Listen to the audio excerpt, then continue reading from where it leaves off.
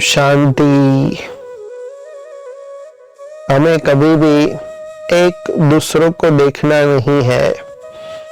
अपने अंदर जो काबिलियत है उसका कभी भी दिखावा नहीं करना है। समय ऐसा आएगा जो दुनिया को पता पड़ जाएगा कि हम कितने काबिल हैं। इसके ऊपर एक कहानी है। एक राजा था, उसके पास एक बहुत ही बुद्धिमान मंत्री रहता था। वो मंत्री बहुत ही बुद्धिशाली था और दरबार के अंदर जितने भी फैसले होते थे, जो भी अटपटी बातें होती थी, वो तुरंत ही मंत्री सुलझा देता था और बड़े बड़े फैसले भी राजा भी उनको सौंप देते थे। उसके कहे अनुसार ही फैसला लिया जाता था। मंत्री इतना बुद्धिशाली था जिसके कारण ही दरबारी उससे बहुत ही चिढ़ते थे, जलते थे।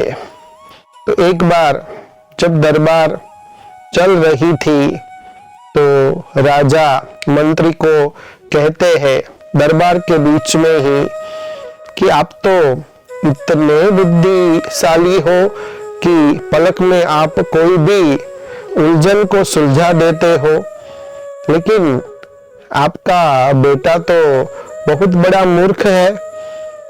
तो ये बात सुन करके मंत्री को अच्छा नहीं लगा। उसने राजा जी को कहा, आप कैसे बता सकते हैं कि मेरा बेटा मूर्ख है? तो राजा जी उनको कहते हैं कि मैं जब रोज सुबह बाजार में जाता हूँ जनता को मिलने के लिए, देखने के लिए, तो उस समय आपका बेटा भी वहां बाजार में होता है। तो मैं रोज उसको दो चीज दिखाता हूँ और कहता हूँ कि उसमें से मूल्यवान कौन सी चीज है। एक होता है सोना और एक होता है चांदी। तुरंत ही आपका बेटा चांदी बोलता है। तो इससे साबित हुआ कि आपके बेटे को इतना भी मालूम नहीं कि कौन सी चीज मूल्यवान है। आपका बेटा बहुत ही मूर्ख है।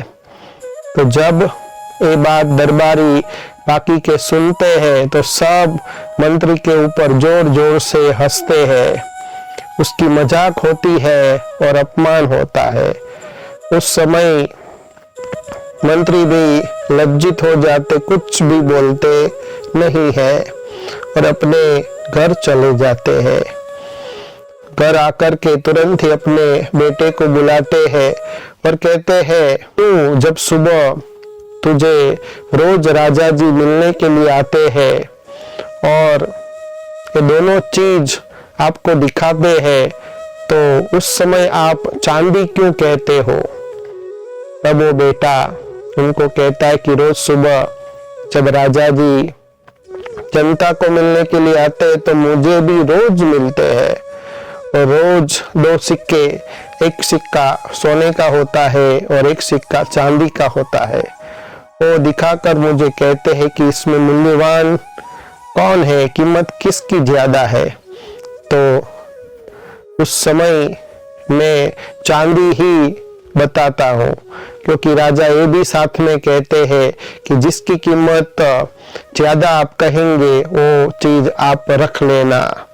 तो मैं हर समय चांदी कहता हूँ और राजा जी मुझे चांदी दे करके चले जाते हैं।